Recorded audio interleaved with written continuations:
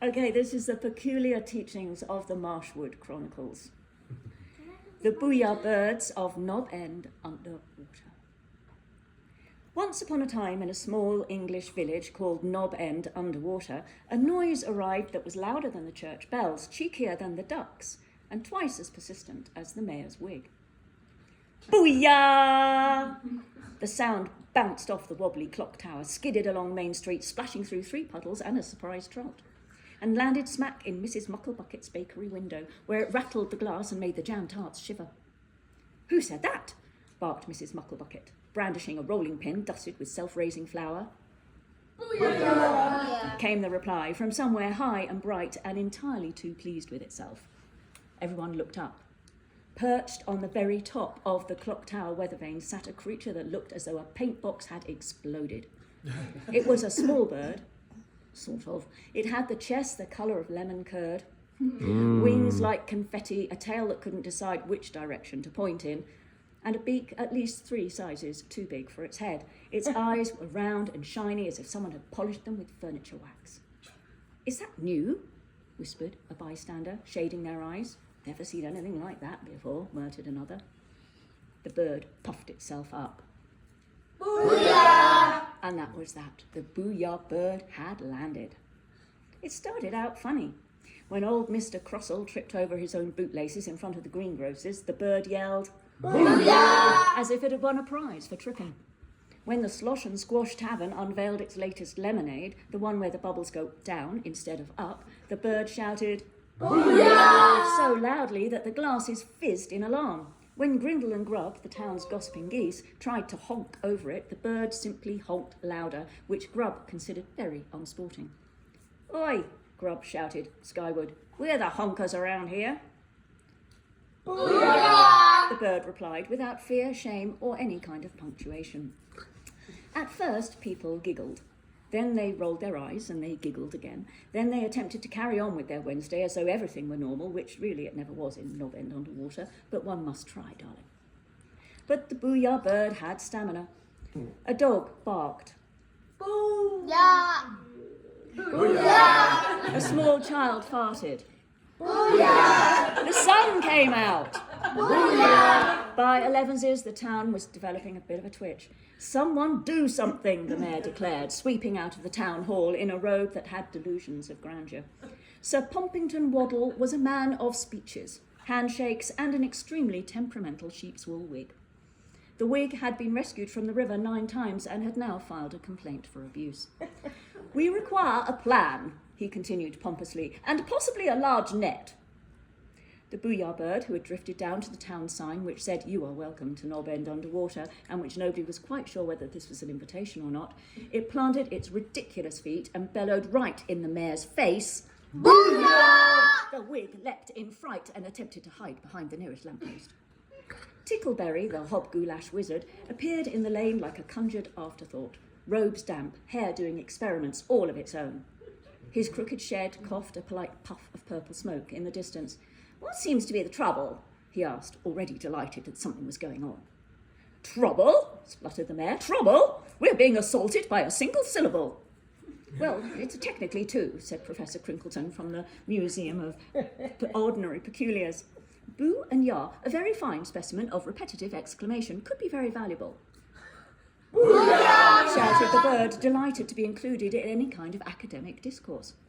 A small crowd had formed, bakers with flour on their noses, fishermen with nets over their shoulders, the hairdresser with a Lancashire accent so thick you could spread it on toast and eat it, and the fish postman Niblet, with a certain young trouble magnate, whose name we are not using in this story, no.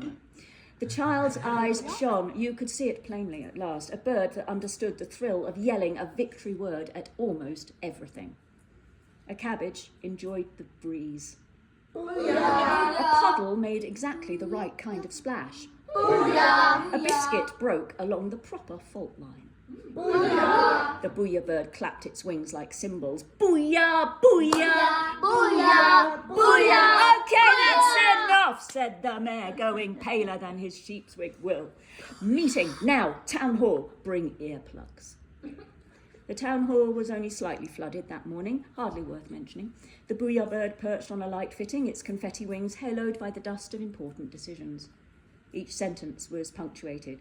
"Order!" cried the mayor. Booyah! Booyah! "Silence!" cried the mayor.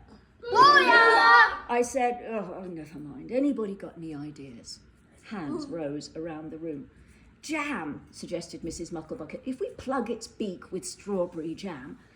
Ethically unquestionable, I think," Professor Crinkleton muttered. "What about a teapot over its head?" offered a practical soul.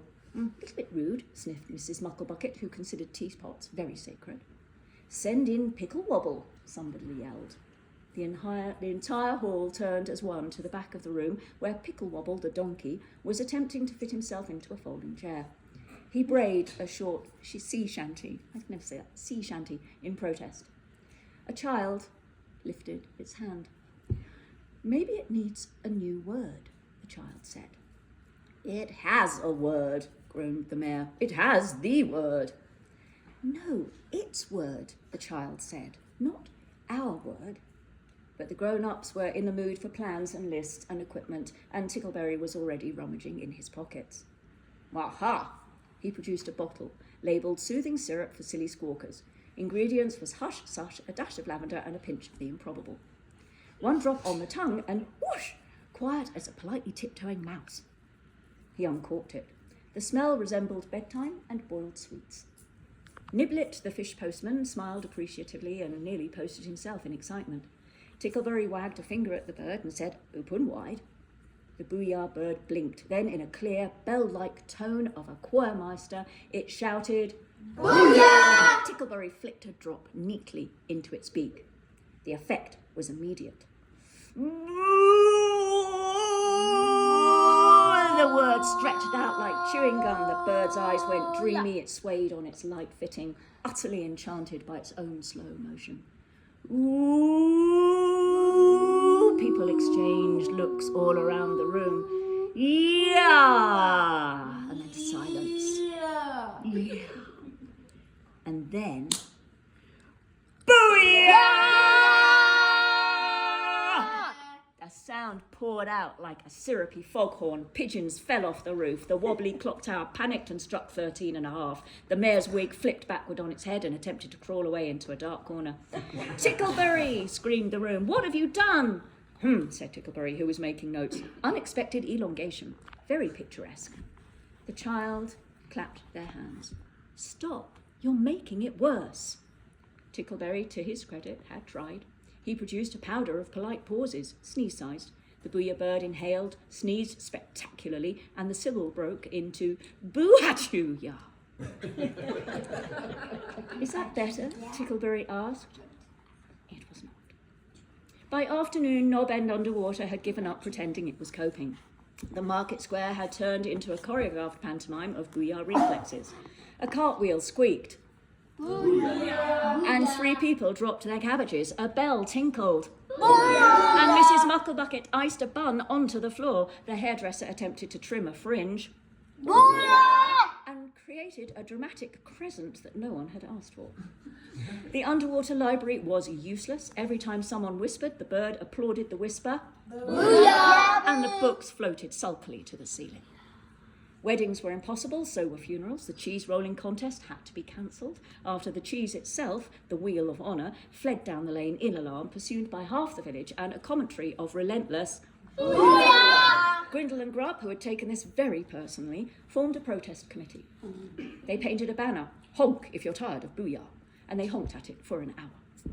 By tea time, even the enthusiastic child had begun to wince. The bird had Booyah during breakfast porridge, mid-kick in a very important imaginary football game, and at the precise moment a biscuit was being dunked into perfect sogginess in a cup of tea.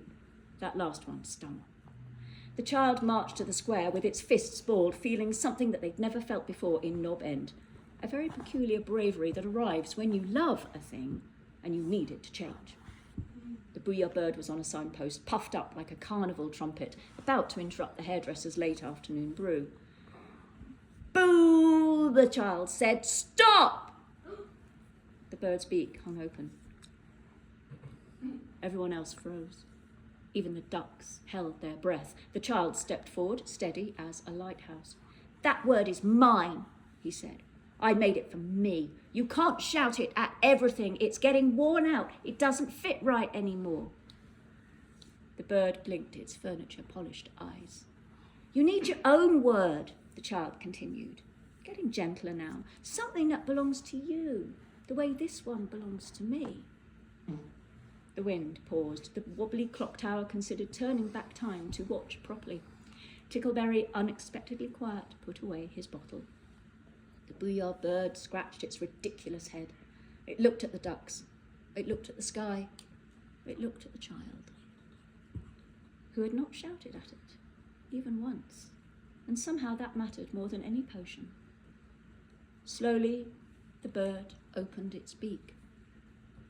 Squawk, squawk. It shut its beak.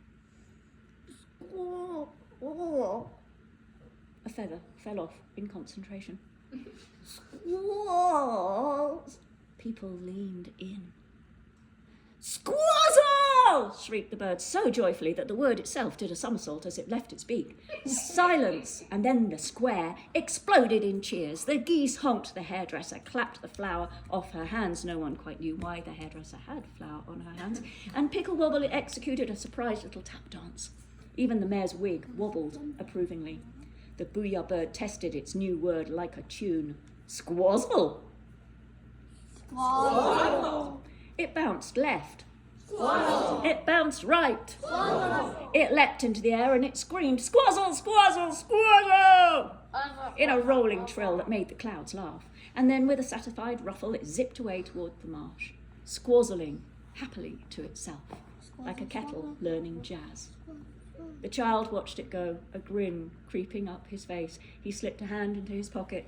He found a biscuit that had somehow survived, and he whispered, with perfect timing and private delight, Booyah! Booyah. Yeah, Awesome. booyah.